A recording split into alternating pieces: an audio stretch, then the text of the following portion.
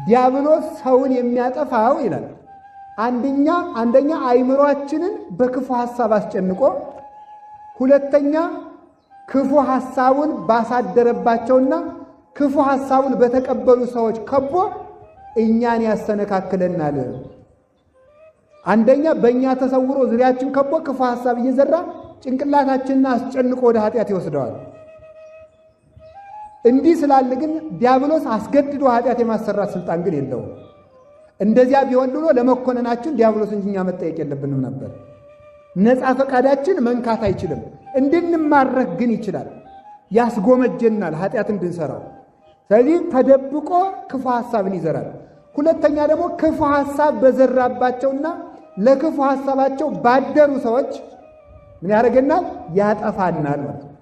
እንዲህ ተደብቆ ለዚህ ነው አንደኛ ጴጥሮስ ምዕራፍ 5 ላይ ጠላታችሁ ሰይጣን የሚውጠውን ፈልጎ እንደሚያገሳ አንበሳ ዙሪያችሁን ይዞራል እና ምን አለ? ሁልጊዜ ትጉ ብሎ የተናገረው ለዚህ ነው። ጠላታችሁ ሰይጣን የሚውጠውን ፈልጎ እንደሚያገሳ አንበሳ ስለሆነ በክፉ ሐሳብ እንዳይወጣችሁ፣ በክፉ ሰዎች እንዳይጥላችሁ ተጠንቅቃችሁ ኑሩ ሲል ነው። አንድም ብለው አባቶቻችን ወበከመ አንበሳ ዘጽኑ ለመሲጥ፣ ላምን ለመንጠቅ ከጠፈቀ ዱር ከጎደጎደ ምድር እንደተደበቀ አንበሳ፣ ወበከመ አንበሳ ዘይነብር ታቢኦ፣ ተደብቄ ከጠፈቀ ዱር ከጎደጎደ ምድር ካለው ዘንድ ላም አታመልጠኝም እንደሚል አንበሳ ተንስ እግዚኦ ብጽሖሙ ወአይቅጾሙ፣ እንደዚሁም ይላል ተንስ እግዚኦ አቤቱ በሥራ በፍርድ በፍትህ ተነስ። ጠላቶቼ እንዲህ ያሉ ናቸው፣ እኔ አልዘልቃቸውም። ኃያላን ናቸው፣ በአንበሳ መስሏቸዋል። ሸማቂዎችና ስውር ናቸው፣ ተደብቀው የሚሰብሩ ናቸው። እንዲህ ያሉ ስለሆኑ እንዳላያቸው ይሰወሩኛል፣ እንዳልቋቋማቸው አንበሳ ናቸው፣ እንዳላመልጣቸው ትኩር ብለው አስተሐየ ጽዋ ለነፍሴ፣ ሰውነቴን ጧት ማታ ያደዋታል፣ ይከታተሏታል እና ሁሉም ማያመልጥህ አንተ ስለሆንክ ተንስ እግዚኦ ብጽሖሙ ወአይቅጾሙ፣ አቤቱ አንተ በሥራ ተነስ፣ ስራልኝ ለኔ፣ እኔ ሰርቼ እነሱን አላጠፋቸውም። አንተ ስለ እኔ ስራልኝ፣ አንተ ስለ እኔ ፍረድልኝ፣ በፍትህ ተነስ። ብጽሖሙ ድረስባቸው፣ እኔ አልደርስባቸውምና፣ እኔ ብሮጥ አልይዛቸውም፣ እኔ ብመክር ምክራቸውን አላውቅምና። ብጽሖሙ ወአይቅጾሙ፣ እኔ ወደ አንተ ስሮጥ እነሱ ለጥፋት ሲከተሉኝ አንተ ሰኮናቸውን አሰነካክለው ይላል። ከክፉ ምክራቸው ወደ ኋላ አስቀራቸው፣ እንዳይደርሱብኝና እንዳያጠፉኝ አድርግ ይላል። በዚህ ጊዜ ይሄ መቼ ተፈጽሞለታልና መቼ ተፈጸመለት? ይሄንን ጸሎት መቼ ነው የጸለየው ሲባል ሳኦል 3000 ቅዱስ ዳዊት 600 ወታደር ይዞ ቅዱስ ዳዊት ሲሸሽ ሳኦል ሲከተል ያሳድደው ነበር። አንደኛ ሳሙኤል ምዕራፍ 23 ላይ ያለ ታሪኩ ከቁጥር 25 ጀምሮ። ስለዚህ ቅዱስ ዳዊት ሲሸሽ ሳኦል ሲከተል ተራራ ያገኛል። ቅዱስ ዳዊት ከተራራው ስር መንታ መንገድ ሲያገኝ በአንዱ መንታ ሄደ። እንግዲህ እንዴት አድርጌ ላስረዳችሁ? አሁን ይሄን ተራራ አድርጉት፣ ይሄን ተራራ አድርጉት፣ ይሄን አትሮንሱ። ይሄ ቅዱስ ዳዊት ቢሆን ቅዱስ ዳዊት እንደኔ እየመጣ ቢሆን ለአቅጣጫ ነው ቅዱስ ዳዊት እንደኔ ቢሆን ያልኩት።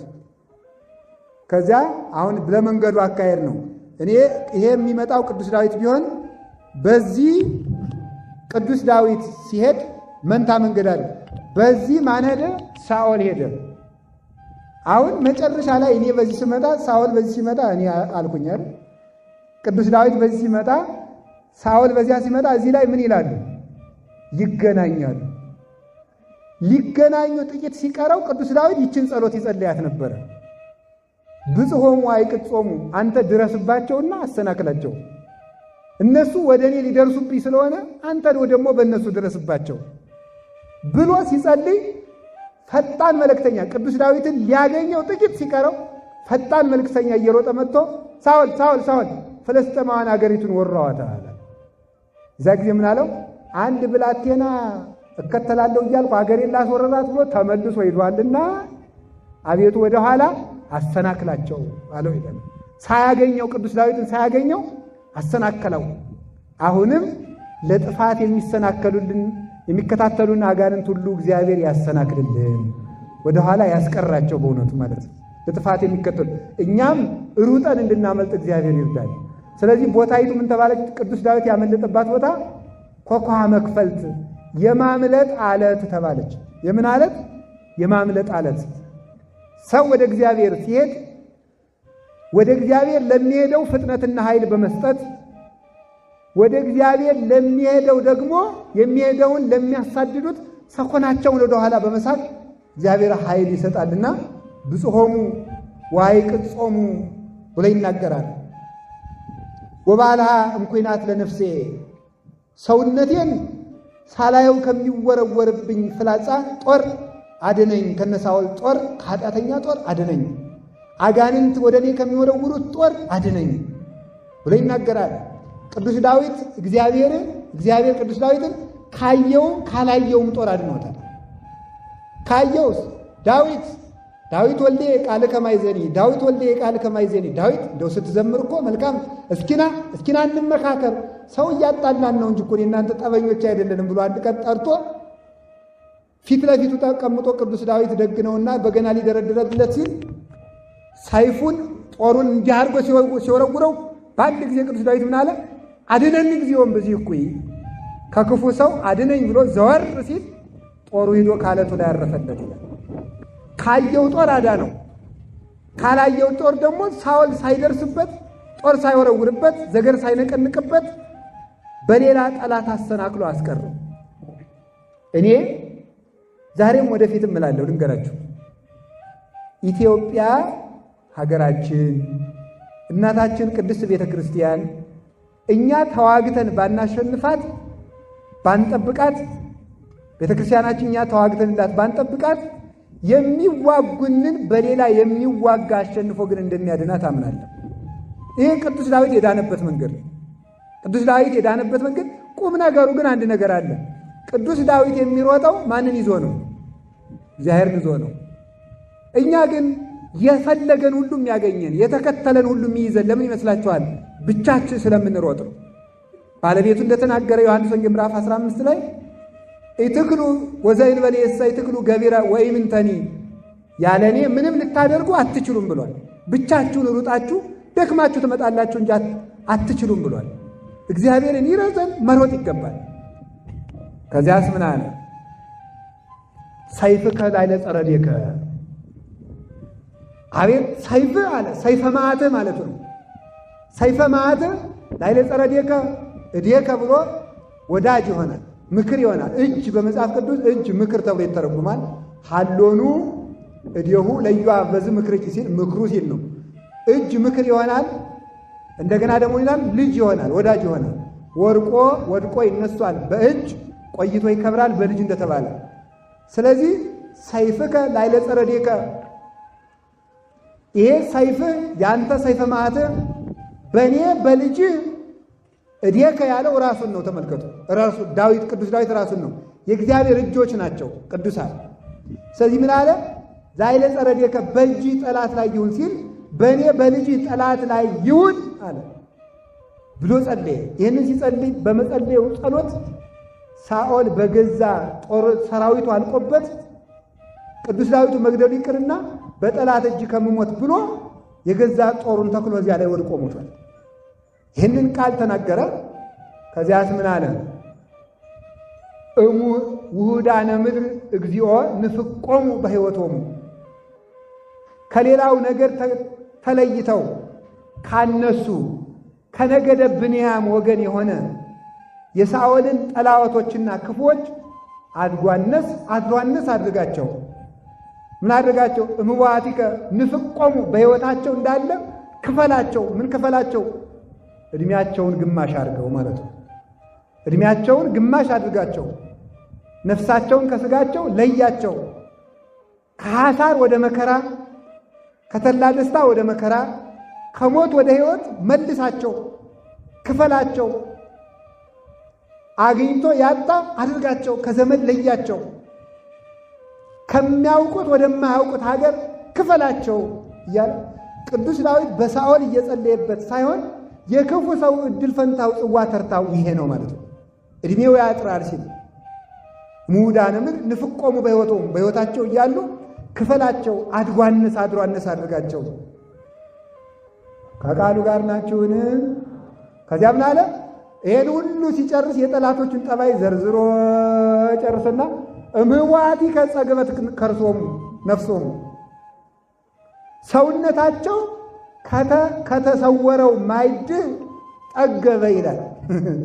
እግዚአብሔር ሁለት አይነት ማዕድ አለው። የበረከት ማዕድ አለው፣ የመቅሰፍት ማዕድ አለው። ከተሰወረው ማዕድ ያለው ምን ማለት ነው? እግዚአብሔር ሰዎችን በሰው አሰራር ላይ ያጠፋቸው ይችላል። በስውር ጥበቡ ያጠፋቸዋል። በስውር ጥበቡ እኛ በምናውቀው መንገድና ባሰመርነው መስመር ብቻ አይደለም እግዚአብሔር የሚዋጋው። በማናውቀው መንገድ እንደሚጠብቀን በማናውቀው መንገድም ያጠፋል። ወዳጅን ጠላት አድርጎ ያጠፋል። ቤትን ሰብሮ ያጠፋል። አካልን ጠላት አድርጎ ያጠፋል። በልጅ ጠላት ያጠፋል። እግዚአብሔር ሁሉ እጁ ነው። ሁሉ እጁ ነው። ተበቀልልኝ ካለው ለእግዚአብሔር የማይበቀል ፍጥረት የለም። እርዳልኝ ካለውም ለእግዚአብሔር የማይረዳ ፍጥረት የለም። አዳም ከእግዚአብሔር ጋር ሲጣላ ሁሉም ፍጥረት ተረዳድቶ አዳምን ተበቀለ። ሲታረቅ ደግሞ ተመልከቱ፣ ሁሉም ለአዳም ይረዳል። እነ ማርያም ግብፃዊትን ምን አድርጎታል? አንበሳ ቆፍሮ ቀብሯት አይደለም? የሰው ቀባሪ ባይኖራት እና አባ አክሎግ አንበሳዊም ታሞ ውሃ ማን ባመጣልኝ ብሎ ሲመኝ አንበሳ ምን አደረገ? ውሃ ጭኖ የሚሄደውን ሰውዬ ከነ አህያውና ከነ በቅሎው እያባረረው ወደ አባ አክሎግ አመጣ። ኋላ ምን ሆነ መጣ ሲል አንበሳ እያባረረ አመጣ። በል ካመጣህማ አሙቀ ስጠኛ ነው። አሙቆ ሰጠው። አሞት ተኝቶ ባይታዊ ነው፣ በረሃም ይኖር። አሙቆ ሰጠው። ከዚያ በኋላ መልሶ አንበሳውም ከመንገዱ ድረስ ሸኝቶ ሰደደው። ሰው ከእግዚአብሔር ጋር ሲታረቅ ፍጥረታት በሙሉ ለሱ ይታረቁታል። ሲጣላ ፍጥረታት ሁሉ ይጣሉታል። ስለዚህ በስውር እጅ ተዋጋቸው። ስውር እጅ ደዌ ስውር እጅ ነው። ረሃብ ስውር እጅ ነው። የእግዚአብሔር ስውር እጅ ነው። አንበጣ ኩኩባ ስውር እጅ ነው። በማያውቁት ጠላት መሞት ስውር እጅ ነው። ስለዚህ እግዚአብሔር ወዳጅን ጠላት አድርጎ የሚያጠፋልና በዚህ ታጠፋቸዋለህ። ልጆቻቸውም ከዚሁ ምግብ ጠገቡ ይላል። ክፉ ሰው መከራ ለልጆቹ አኖሮ ይሄዳልና ከዚያ ምን አልተመልከቱ ወሃደጉ ትራፋት ይሆሙ ለሕፃናት ይሆሙ እነሱ በልጠው የጠገቡትን ለልጅ ልጆቻቸው አስቀመጡ ይላል። ይኸው ተመልከቱ እንግዲህ የዛሬ 50 ዓመት፣ የዛሬ 30 ዓመት፣ የዛሬ 20 ዓመት፣ የዛሬ 10 ዓመት፣ የዛሬ 70 ዓመት ክፉ ሰዎች የጎነጎኑት ጉንጉን ዛሬ እኛን የነሱን ጽዋ እየጠጣ እንገኛለን። የነሱን የመከራ እንጀራ እኛ እንበላለን። እነሱ ክፉ ሰርተዋልና በክፋታቸው ዋጋ ተከፍሏቸው ግማሹም የተቀሰፋለ ግማሹም የወደደውን ሆኗል። የክፉ ሰው ጽዋ ግን ለራሱ ብቻ አይሆንም። ሀገርን የሚያጠፋ ስራ፣ ትውልድ የሚያጠፋ ጥራ አኑሮ ይሞታል። ይኸው እንግዲህ እኛ የአባቶቻችን ማዕድ እየበላን የጠማሞቹን ዛሬ ሀገር የምትጠፋ የምትፈርስ ቤተክርስቲያን የምትሰደድ በዚህ መከራ ነው። ክፉ ሰዎች በጠመቁት የመከራ ጽዋ፣ የተንኮል ጽዋ የ60 ዓመት የ70 ዓመት የ80 ዓመት የ100 ዓመት የክፋት እቅድ አቅደው ሀገርን የሚያጠፉ እኛም ቢሆን ክፉ ነገርን ለልጆቻችን አስቀምጠን የመቅሰፍት ድል አውርሰን ከመሞት ይሰውረን እግዚአብሔር። ይህንን ጠገቡ አለ። ይኸው ዛሬ ግፍ ሞልቶ የፈሰሰ የግፍ ጽዋ ነው ጠገቡ የተባለ። አሁን እኮ ረሃብ በቃኝ ያላለ ማን ነው? ጦርነት በቃኝ፣ ስደት በቃኝ ያላለ ማን ነው? በዚህ መከራ ያልተመረረ ማን አለ? እስኪ በቃን ድረስ እያንገሸገሸን ነው። እነማን? ክፉ ሰዎች የጠመቁት ጽዋ፣ ክፉ ሰዎች የጋገሩት የመከራ እንጀራ እየበላ ነው ያለ። እነ ሳኦል ለልጅ ልጆቻቸው ተርፈው የሳኦል ዘሮች በሙሉ የቂስ ልጆች ነገደ ብንያም በገባዖን የተሰማሩት ሁሉ እልም ብለው በዳዊት ዘመን ጠፍተዋል። የሳኦል በደል ለልጆቹ ተርፏል። ከሁለት ሚስቶቹ የወለዳቸው ልጆቹ በሙሉ ጠፍተው ሳኦል ዘር አልባ ቀርቷል። ይህንን ነው እግዚአብሔር እንተ ወሀደጉ ትራፋቲሆሙ ለሕፃናቱ በልተው የተረፉትን ለልጆቻቸው የእነሱ መጥፋት አንሶ ተንኮልን፣ መለያየትን፣ አድማን፣ ዘረኝነትን፣ ክፋትን፣ መገዳደልን ለልጆቻቸው አስጠንተው አውርሰው ሞቱ ይላል። ክፋትን አውርሰው የሚሞቱ ሰዎች አሉ። የእነሱ ክፋት ሀገር የሚያጠፋ እነሱ የመከሩትን ክፉ ሰንሰለት እግዚአብሔር ይበጥስልን፣ መከራ በቃችሁ ይበለን እግዚአብሔር። በመጨረሻ ምን አለ መሰላችሁ? ይህን ሁሉ ተናግሮ እነሱ ጠገቡ። እንዲህ አሉ ካልዋ አንሰ ተመልከቱ በጽድቅ ርኤይ ገጸከ፣ እኔ ግን በጽድቅ ፊትህን አያለው። ወጸግብ በርኤ ስብሐቲከ፣ አቤቱ ክብርህን በማየት እጠግባለሁ ይላል። ክብርህን በማየት እጠግባለሁ። ጨረስናል። አይዟችሁ፣ ይሄ የመጨረሻው ቃል። ክብርህን በማየት እጠግባለሁ። ፊትህን በጽድቅ አያለው። የእግዚአብሔርን ጽድቅ ማየት ፊትህን አያለው የተባለ ምንድን ነው? የእግዚአብሔር ፊት የታየው መቼ ይመስላችኋል? በትንቢት ሲታይ ነበር። ኋላ ክርስቶስ በስጋዌ ሲገለጥ ታይቷል። ከዚያ በኋላ በምን ይታያል? በንጽህና ይታያል። ከዚያ በሕግ ይታያል። መጨረሻ ላይ ሲመጣ ይታያል። እግዚአብሔር የሚታየው በዚህ ነው። እግዚአብሔር በትንቢት ታይቷል። ስጋ ለብሶ ታይቷል። ከዚያ ደግሞ ስጋ የለበሰው እግዚአብሔር ካረገ በኋላ በምን እናየዋለን ስትሉ በሕግና በንጽህና። በንጽህና እንደምናየው ብፁዓን ንጹሐነ ልብ እስመ እሙንቱ ይሬይዎ ለእግዚአብሔር፣ ልባቸው ንጹሐን የሆኑ ሰዎች ንዑዳን ክቡራን ናቸው እግዚአብሔርን ያዩታልና ተብሎ ተጽፏል። እግዚአብሔር የምናይበት ዓይን ንጹሕ መሆን ነው። ንጹሕ መሆን ከየሰራ ነው ካለው ክፋት መከልከል፣ ካሁን ቀደም ከሰራ ነው በንስሐ መታጠብ። ሁለቱ እነዚህ እግዚአብሔርን ፊት ያያሉ። ለሰው የእግዚአብሔርን ፊት የሚያሳይ ዓይን የሚባለው ንጹሕ መሆን ነው። በዚህ ያል ሁለተኛ የዮሐንስ ወንጌል ምዕራፍ 14 ላይ ዘያፈቅረኒ ይቀብ ቃሌ፣ ቃሌን የሚወደኝ ካለ ቃሌን ይጠብቅ። ይህን ለዚህ ምን አለ? ዋነ አርአዮ ርእሴ፣ እኔም ራሴን እገልጥለታለሁ። ሁለተኛ ክርስቶስን ማየት የሚቻለው በሕግ ነው። ሕግ ያለው ሰው ክርስቶስን ያየዋል። በሕግ የሚኖር ሰው ሕግ እግዚአብሔርን የምናይበት መስታወት ነው። ሦስተኛ ክርስቶስ ሲመጣ ይታያል። መቼ ሲመጣ? ዓለምን ለማሳለፍ ሲመጣ እናየዋለን። ያን ጊዜ ተመልከቱ፣ ሰዎች በንጽህና እግዚአብሔርን አይተው ይጠግባሉ። በሕግ እግዚአብሔርን አይተው ይጠግባሉ። መጨረሻ ላይ ሲመጣ አይተውት ይጠግባሉ። የመጨረሻ የሰው ረሃብ የሚያልቀው ክርስቶስ ሲመጣ ነው። የሰው ረሃቡ የሚያልቀው ክርስቶስ ሲመጣ ነው። የሰው ዋነኛ ረሃቡ እግዚአብሔርን ማጣት ነው። ዋነኛ ጠሙ እግዚአብሔር መጠማት ነው። ዋነኛ እርቃኑ ከእግዚአብሔር መራቆት ነው። ይህንን ያጣ ነው ድሃ የሚባለው። እግዚአብሔር ያለው ሰው ደግሞ ሁሉ አለው። ለምንድን ነው እጠግባለሁ ያለው? ፊትህን በማየት እጠግባለሁ ያለው ለምን ይመስላችሁ? ይሄንን በጣም ድንቅ ነገር ልንገራችሁ። ሰው የእግዚአብሔርን ፊት በማየት ይጠግባል። የእግዚአብሔርን ፊት በማየት የሚጠግብ ከሆነ በራዕየ ዮሐንስ ምዕራፍ 13 14 እንደተቀመጠ ጌታችን መድኃኒታችን ኢየሱስ ክርስቶስ መጥቶ በደብረ ጽዮን ተራራ ላይ ከሚወዳቸው ቅዱሳን ጋር ምሳ እንደሚበላ ተጽፏል። ምሳ ይበላል። ያ ምሳ ተመልከቱ፣ ልብ ብላችሁ ስሙ፣ እንደው አደራችሁ በሞት የያዙት። ክርስቶስ ዓለምን ከማሳለፉ በፊት ምሳ ይበላል ይላል። ከማን ጋር? ከቅዱሳን ጋር 1000 ዓመትም ይነግሳል ይላል። ስንት ዓመት? አቤት! ያን 1000 ዓመት ከማን ጋር ምሳ ይበላል? ከቅዱሳን ጋር። ምን ይበላል? ምሳ በሉ እንጂ። የት ነው የሚበላው? በጽዮን ተራራ በሉ እንጂ። በጽዮን ተራራ ደብረ ጽዮን ላይ ይበላል ይላል። ይህንን ይዘው እንግዲህ ወገኖቻችን አሁን ክርስቶስ ሊመጣ እንዳመቀርቶታል እያሉ በ2015 እንግዲህ ክርስቶስ ከች ሊል ነው ማለት ነው። ከች ሊል ነው፣ እኛ ምሳ ልንበላ ነው እያሉ ነው ማለት ተመልከት። ከዚያ ክርስቶስ በምድር ላይ 1000 ዓመት ሊነግስ ነው። አይደለም ወገኖች፣ ምን ማለት ይመስላችኋል? ምሳ ደብረ ጽዮን፣ የደብረ ጽዮን ምሳ ወይም የጽዮን ተራራ ምሳ ተብላ የተጠራችው ምንድን ነው? የእግዚአብሔር ፊት ናት። እስኪ የእግዚአብሔር ፊት በሉ። የእግዚአብሔር ፊት ምን ትባላለች? የጽዮን ምሳ። እስኪ በሉ የጽዮን ምሳ ትባላለች። የጽዮን ምሳ ማለት በጽዮን በድንግል ማርያም ያገኘነው የጠገብንበት ክርስቶስ፣ ጽዮን ቤተክርስቲያን ላይ ያገኘነው ክርስቶስ ረሃባችን ያጠገበልን እርሱ ነው። አነ ውእቱ ውስተ ሕይወት ዘወረደ እምሰማያት፣ የሕይወት እንጀራ እኔ ነኝ።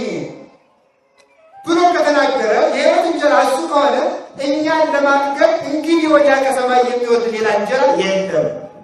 ያ እንጀራ ኢየሱስ ክርስቶስ ነው። እሱን የበሉ ይጠግባሉ፣ እሱን የበሉ ዘላለም ይኖራሉ። ሺህ ዓመት የተባለ በቤተ ክርስቲያን አቆጣጠር ሺህ ማለት ዘላለም ነው እንጂ ክርስቶስ በምድር ላይ መጥቶ 1000 ዓመት አይኖርም። የምድር ንጉሥም የለም። መንግስት የኮነትን ዝንተዋለ ዮሐንስ ወንጌል ምዕራፍ 18 ላይ ሲናገር የኔ መንግስት ምድራዊ አይደለችም ብሏል። የኔ መንግስት ምድራዊ አይደለችም። የክርስቶስ መንግስት ሰማያዊ መንግስት ነው። ምድራዊ መንግስት መስርቶ የሚዋጋ ቢሆን ኖሮ ከዕለተ ዓርብ በቀር ክርስቶስ ብቻ የሚያስፈልገው ቀን አልነበረም። ቅዱስ ጴጥሮስ ለጌታ ሊደባደብ በሰይፍ ሊደባደብ ሲሉት ነው ያለው። ተው ሰይፍህን መልስ፣ አባቴ ከሰማይ መላእክትን የማይልክ ይመስላልን? የኔ መንግስት ከምድር አይደለችም ብሎ ለጲላጦስ መልሶታል። ታዲያ ሺህ ዓመት ማለት በመጽሐፍ ቅዱስ ማለት ነው ዘላለም ማለት ሲዘላለም ነው። ለምሳሌ ካህኑ ቅዳሴ ሲገባ እንዲህ ይጸልያል። አሁን ዲዮረስ በለዘንቱ ውስጥ መብላት ሰርቶ ሚት ዓመት አቤቱ ይህንን ርስ የሺህ ዓመት ምግብ አድርገው ይላል። የስንት ዓመት? የሺህ ዓመት። ታዲያ የሺህ ዓመት ምግብ አድርገው ሲል ስጋው ደግሞ ለ1000 ዓመት ብቻ ነው የሚያገለግለው። ዘላለም ማለት ነው። በዚህ ፍች በመጽሐፍ ቅዱስ ትርጓሜ ሺህ ማለት ዘላለም ነው። ክርስቶስ ሺህ ዓመት ከወዳጆቹ ጋር ይነግሳል የተባለው ዘላለም ማለት ዘላለም ሺህ ዓመት ፍጹም ማለት ነው። ሺህ 10 30 60 100 ሺህ በመጽሐፍ ቅዱስ ፍጹም ማለት ነው። ሺህ ዓመት ይነግሳል የተባለው ክርስቶስ ከቤተ ክርስቲያን ጋር ፍጹም መንግስትን ይነግሳል። ከሺህ ዓመት በኋላ ሰይጣን ይፈጣል የተባለው ማለት ነው። በቤተ ክርስቲያን ክርስቶስ ፍጹም መንግስትን ከመሰረተ በኋላ ሰይጣን ዓለም ሊያልፍ ሲል ቤተ ክርስቲያንን ይፈትናት ዘንድ ይፈቅድለታል። ታዲያ ዓለምን ከፈቀደለት በኋላ ሐሳዊ መሲህ አስነስቶ የ10ኛ ክርስቶስን አስነስቶ በምድር ላይ ለ3 ዓመት ከመንፈቅ ምድርን ካሰቃያት በኋላ ራዕየ ዮሐንስ ምዕራፍ 11 ላይ የተቀመጠው የሐሳዊ መሲህ የመንግስት ዘመን 3 ዓመት ከመንፈቅ ነው። 3 ዓመት ከመንፈቅ ከነገሰ በኋላ ክርስቶስ ሐሳዊ መሲህ ምን ያደርጋል? ያጠፋል። እነ ኤልያስ እነ ሄኖክ ከተሰየፉ በኋላ እነ ኤልያስና እነ ሄኖክ ሐሳዊ መሲህ ሳይመጣ አይመጡም። ተመልከቱ። አሁን ምን እያሉ ነው? የዛሬ 3 ዓመት ኤልያስ መጥቷል ሲሉ ነበር። ደግሞ አሁን ሄኖክ መጥቷል ይጀማሯቸዋል። ቆይቶ እንግዲህ ማን መጣ ደግሞ አናውቅም ሲሉን እንሰማለን። አይመጡም። የሐሰተኛው ክርስቶስ ሲመጣ ራዕየ ዮሐንስ ምዕራፍ 11 ላይ 2 ወይራዎች ይመጣሉ ብሏል። ወይራ ጽኑ ነው። ኤልያስና ሄኖክም ጽኑዓን ናቸው በሃይማኖት። ኤልያስና ሄኖክ ከሐሳዊ መሲህ አስቀድመው ይመጣሉ። ያን ጊዜ ሐሳዊ መሲህ ያጠፋና ክርስቶስ ለቅዱሳኑ ይገለጣል። እሱን አይተው የሚደሰቱት ደስታ ምን ተባለ? የደብረ ጽዮን ምሳሌ። ክርስቶስን አይተው ቅዱሳን ይጠግቡታል። እሱን ለማግኘት እሱን ተርበው በጾሙት ጾም፣ እሱን ተርበው በጸለዩት ጸሎት፣ እሱን ተርበው በመነኑት ምናኔ፣ እሱን ተርበው በታሰሩት እስራት፣ እሱን ተርበው በደረሰባቸው መከራ፣ በተቀበሉት ሰማዕትነት፣ በደረሰባቸው ግፍ፣ ባደረጉት ተጋድሎ፣ በነጹት ንጽሕና በዚህ ክርስቶስን አይተው ተመስገን ብለው እሱን ይጠግባሉና ወእጸግብ በርሄ ስብሐቲከ አንተን ሳይ እጠግባለሁ አለ ቅዱስ ዳዊት። የመጨረሻው አንደኛ በሕግ አይቼ እጠግባለሁ፣ ሁለተኛ በንጽሕና አይቼ እጠግባለሁ፣ ሶስተኛ በሥጋ ተገልጠህ አይቼ በሥጋዌ ዘመን እጠግባለሁ፣ አራተኛ መጨረሻ ላይ ስትመጣ አግኝቼ እጠግባለሁ። የራብነውን ክርስቶስን አይተነው ለመጥገብ ያብቃል። እግዚአብሔር ትክክለኛ ለሰዎች ጥጋባቸው እሱ ነው። ይችናት መጨረሻ ለምን ይመስላችኋል? በምድር ላይ ምንም ነገር በቂ ጥጋብ አይደለም። እንዲያውም አባቶቻችን ይህንን አንቀጽ ተረጉም ይላሉ፣ ክርስቶስን አግኝተህ የማትጠገው ነገር ምን አለ?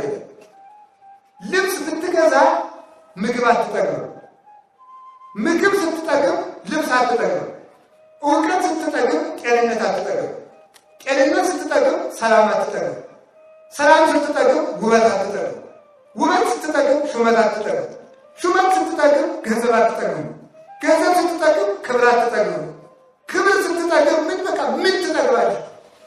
አንዱን ስታገኘው ሌላ እየፈለግህ ትኖራለህ። ክርስቶስን ስታገኘው ግን ሁሉን ታገኘዋለህ። ስለዚህ ምን አለ ቅዱስ ዳዊት? ለይትፈሳ ዘያስብ እግዚአብሔር፣ ለይትፈሳ ዘያስብ እግዚአብሔር፣ እግዚአብሔርን የሚሻ ልብ ደስ ይበለው።